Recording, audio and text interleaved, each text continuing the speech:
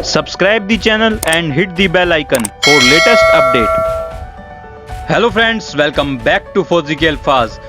आज के इस डिफेंस न्यूज के नेक्स्ट एपिसोड में हम बात करेंगे अग्नि प्राइम मिसाइल क्या है और इस मिसाइल ने कैसे भारत की शक्ति को बढ़ाया, और साथ ही बात करेंगे एंटी ड्रोन सिस्टम के बारे में और ये कैसे ड्रोन हमलों को रोक सकता है। तो चलिए शुरू करते हैं। Please follow our community on Telegram, Facebook and Instagram, link in description box. Agni Prime ने पाकिस्तान के खिलाफ भारत की आक्रामक शक्ति को कैसे बढ़ाया। इस वर्ग की अन्य मिसाइलों की तुलना में अग्नि प्राइम बहुत छोटी और हल्की मिसाइल है। अग्नि पी डीआरडीओ द्वारा विकसित अग्नि श्रृंखला की मिसाइलों की नई श्रेणी में पहली है। सोमवार को भारत के ने अपनी पाकिस्तान लक्षित नई पीढ़ी की परमाणु सक्षम बैलिस्टिक मिसाइल अग्नि पी या अग्नि प्राइम का परीक्षण किया। रक्षा अनुसंधान और विकास संगठन द्वारा विकसित उड़ान परीक्षण 28 जून को सुबह 10:55 पर ओडिशा तट से दूर बालासोर के पास डॉक्टर एपीजे अब्दुल कलाम द्वीप से किया गया था। विकास में शामिल वैज्ञानिकों ने कहा है कि अग्नि प्राइम की सीमा 1000 से 2000 किलोमीटर है और इसे रेल और सड़क से लॉन्च किया जा सकता है, क्योंकि इसकी सीमा के साथ मिसाइल में चीनी मुख्य भूमि को लक्षित करने की क्षमता नहीं है। एक अधिकारी ने कहा है, लेकिन यह पूरे पाकिस्तान क्षेत्र को कवर करता है। अग्नि पी डीआरडीओ द्वारा विकसित अग्नि श्रृंखला की मिसाइलों की नई श्रेणी की पहली है। मिसाइलों का वजन अग्नि 3 से 50% कम है। इसमें नया मार्गदर्शन और नई पीढ़ी का प्रणोदन है।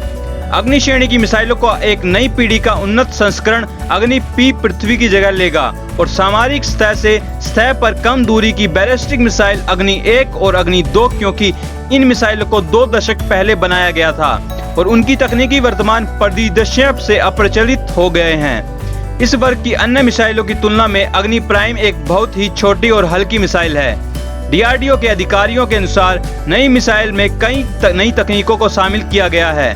यह एक रॉकेट चालित स्व निर्देशित रणनीतिक हथियार प्रणाली वाली एक बैलिस्टिक मिसाइल है, जो अपने प्रेक्षण स्थल से एक पूर्व निर्धारित लक्ष्य तक पेलोड पहुंचाने के लिए एक बैलिस्टिक प्रेक्षावक्र का अनुसरण करती है।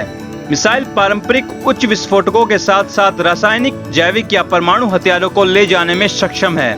इसकी उच्च सटीकता दर और संपार्श्विक क्षति को रोकने की क्षमता के साथ बैलिस्टिक मिसाइल का उपयोग कम उपज वाले परमाणु बम के लिए किया जा सकता है। भारत के शस्त्रागार में अग्नि मिसाइल श्रृंखला है। 700 किलोमीटर की सीमा के साथ अग्नि 1, 2000 किलोमीटर की सीमा के साथ अग्नि 2, 2500 किलोमीटर से 3500 किलोमीटर से अधिक की सीमा के साथ अग्नि 3 और अग्नि 4। अग्नि 5 5000 किलोमीटर की रेंज के साथ नेविगेशन, मार्गदर्शन, वॉरहेड और इंजन में सबसे उन्नत है। ये सभी मिसाइलों में भारतीय सेना के स्ट्रेटेजिक फोर्स कमांड का हिस्सा हैं। डीआरडीओ के एकीकृत निर्देश मिसाइल विकास कार्यक्रम के तहत बैलिस्टिक मिसाइल को अग्नि श्रृंखला विकसित की जा सक रही है। भारत की पहली मध्यम दूरी की बैलिस्टिक मिसाइल अग्नि 1 और सफलतापूर्वक परीक्षण किया गया था और 1996 में इसे 2004 में सेवा में शामिल किया गया था। इसकी क्षमता 700 से 900 किलोमीटर के बीच है। तब से अग्नि मिसाइल के 4 संस्करण भारत के शस्त्रागार में शामिल हो गए हैं। अग्नि 5 5000 से अधिक किलोमीटर की सीमा के साथ चीन के ध्यान में रखते हुए विकसित किया गया था। अग्नि 5 ने भारत के अंतर महाद्वीपीय बैलिस्टिक मिसाइल क्षमता रखने वाले दुनिया का 8वां देश बना दिया। यह 5000 किलोमीटर की सीमा के साथ एशिया और आधे यूरोप में किसी भी लक्ष्य को लक्षित कर और 1.5 टन परमाणु के पेलोड में ले जा सकता है। हालांकि परमाणु हथियार के मामले में भारत अपने दोनों पड़ोसी देश चीन और पाकिस्तान से पीछे है। स्टॉकहोम इंटरनेशनल पीस इंस्टीट्यूट द्वारा हाल ही में जारी एक रिपोर्ट के अनुसार, जबकि भारत के पास केवल 156 परमाणु हथियार हैं, चीन 350 परमाणु हथियारों के साथ बहुत आगे है। पाकिस्तान के पास 165 हथियार हैं, 6255 आयुधों के साथ रूस शीर्ष पर है और संयुक्त राज्य अमेरिका के पास 5550 परमाणु हथियार हैं।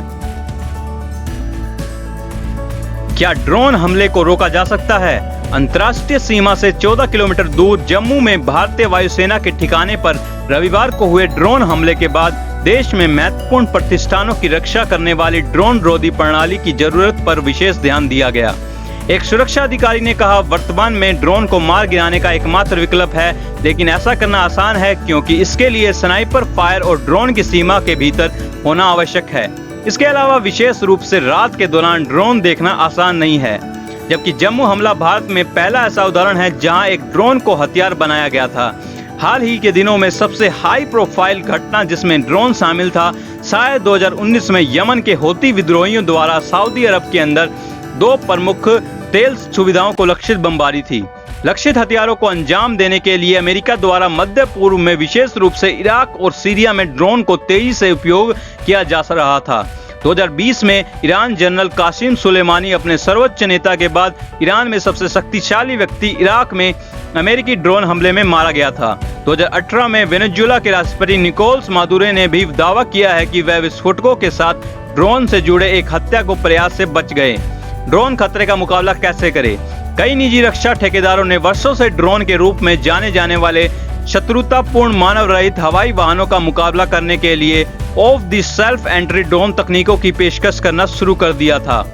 मुख्य रूप से इजराइल, अमेरिका और यहां तक कि चीन से बाहर की कंपनियों ने मौजूदा तकनीकों जैसे रडार, फ्रीक्वेंसी जैमर, ऑप्टिक और थर्मल सेंसर आदि का उपयोग करके एंटी ड्रोन सिस्टम विकसित किया है। लेकिन यह सिस्टम अलग कैसे है? यह उस सीमा और तकनीक के नीचे आता है जिसमें खतरे का आकलन और निष्प्रभावी किया जा सकता है। कुछ सिस्टम ड्रोन की उपस्थितियों की निगरानी और अलर्ट करते हैं, जबकि अन्य बैलिस्टिक और यहां तक कि लेजर से लैस होते हैं। मौजूदा एंट्री ड्रोन सिस्टम क्या है? इजराइल की प्रसिद्ध आयरन डोम मिसाइल प्रणाली के पीछे रक्षा कंपनी राफेल ने भी ड्रोन डोम नामक कुछ विकसित किया है।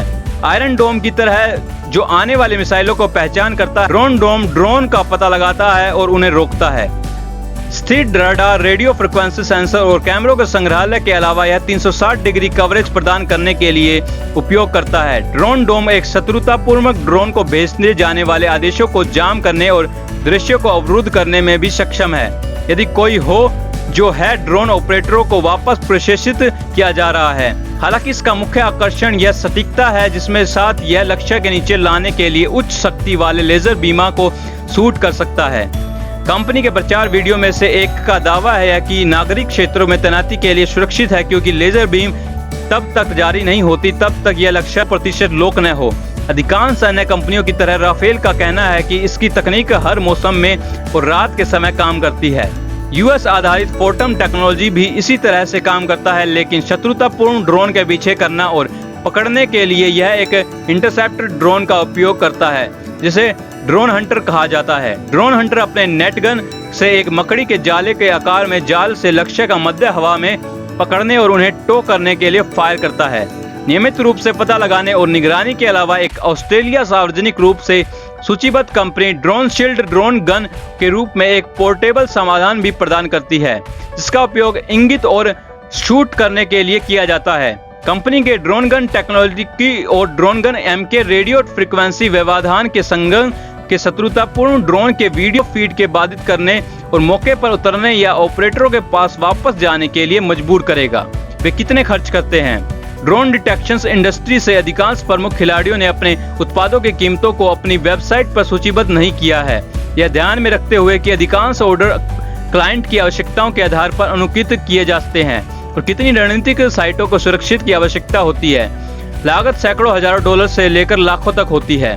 हालांकि चीन स्थित DJI द्वारा अपने एक और कॉर्पोरेट प्रतिद्वंदित्व पर हमला करने वाली 2020 की एक प्रेस विज्ञप्ति इस बात की अंतर्दृष्टि प्रदान करती है कि उनकी लागत कितनी हो सकती है। कंपनी ने कहा है कि उनकी प्रतिद्वंद $44,000 वार्षिक रखरखाव शुल्क के साथ $340,000 ड्रोन डिटेक्टर सिस्टम की पेशकश की।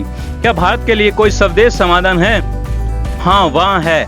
रक्षा मंत्रालय द्वारा मार्च में जारी एक प्रेस विज्ञप्ति के अनुसार रक्षा अनुसंधान और विकास संगठन ने एक एंटी ड्रोन सिस्टम विकसित किया है। इसे इस साल तैनात किया जाएगा, जबकि सिस्टम की क्षमताओं के बारे में विवरण खुला रहता है। इसे 2020 में तत्कालीन अमेरिकी राष्ट्रपति डोनाल्ड ट्रंप के भारत यात्रा के दौरान तैनात किया गया है। समाचार एजेंसी PTI के अनुसार सिस्टम अहमदाबाद में 22 किलोमीटर लंबे रोड शो के लिए किया गए सुरक्षा व्यवस्था का हिस्सा था। उसी वर्ष प्रधानमंत्री नरेंद्र मोदी के स्वतंत्रता दिवस के संबोधन के अवसर पर लाल किले के पास इसका फिर से उपयोग किया गया। समाचार एजेंसी NNI के अनुसार एंट्री ड्रोन सिस्टम 3 किलोमीटर तक ड्रोन का पता लगा सकता है और जाम कर सकता है और 1 से 2.5 किलोमीटर दूर के लक्ष्यों पर फायर करने के लिए लेजर हथियार का उपयोग करता है। अब बात करते हैं आज की टॉप हेडलाइंस के बारे में। भारतीय सेना को पश्चिमी सीमाओं पर संचालन के लिए बड़ा ब्रिज बूस्ट मिलेगा। रक्षा क्षेत्र में मेक इन इंडिया के लिए एक बड़ा बढ़ावा देने के लिए भारतीय सेना को शुक्रवार को स्वदेशी रूप से विकसित 10 metre short span bridging system होगा, जो छोटी नदियों और नहरों जैसे भौगोलिक बाधाओं पर बल को मदद करेगा। पाकिस्तान सीमा भारतीय सेना ने जम्मू के पुंछ और राजौरी जिले में ड्रोन रोधी प्रणाली तैनात की। आतंकवादियों के बढ़ते खतरों के बीच भारत ने अब किसी भी प्रयास को विफल करने के लिए ड्रोन विरोधी उपायों को तैनात किया। भारतीय सेना के नियंत्रण रेखा LOC के पास जम्मू के पुंछ और राजौरी सेक्टर में इलेक्ट्रो ऑप्टिक ड्रोन सिस्टम तैनात किया है। रिपोर्ट्स के मुताबिक नया एंटी ड्रोन सिस्टम अपने संचार प्रणाली के बाधित करके 1.5 किलोमीटर की दूरी पर ड्रोन के नीचे लाने के लिए एक लेजर का उपयोग करता है। तैनाती जम्मू एयरबेस पर ड्रोन हमले के कुछ दिनों बाद हुई है। भारत जम्मू जैसे हमले से बचने के लिए काउंटर ड्रोन रणनीति पर काम कर रहा है। DRDO का कहना है कि यह तकनीक खतरों से बचा जा सकता है। भारतीय नौसेना का युद्धपोत में पूर्वी चीन सागर में दक्षिण कोरियाई पोत के साथ सैन्य अभ्यास किया। आज के इस डिफेंस न्यूज के एपिसोड में बस इतना ही। आई होप ये वीडियो आपके लिए यूजफुल रही होगी। प्लीज इस वीडियो को लाइक एंड शेयर करें और चैनल को सब्सक्राइब करें। I will see you in the next video. Take care and जय हिंद। Subscribe the channel and hit the bell icon for latest update.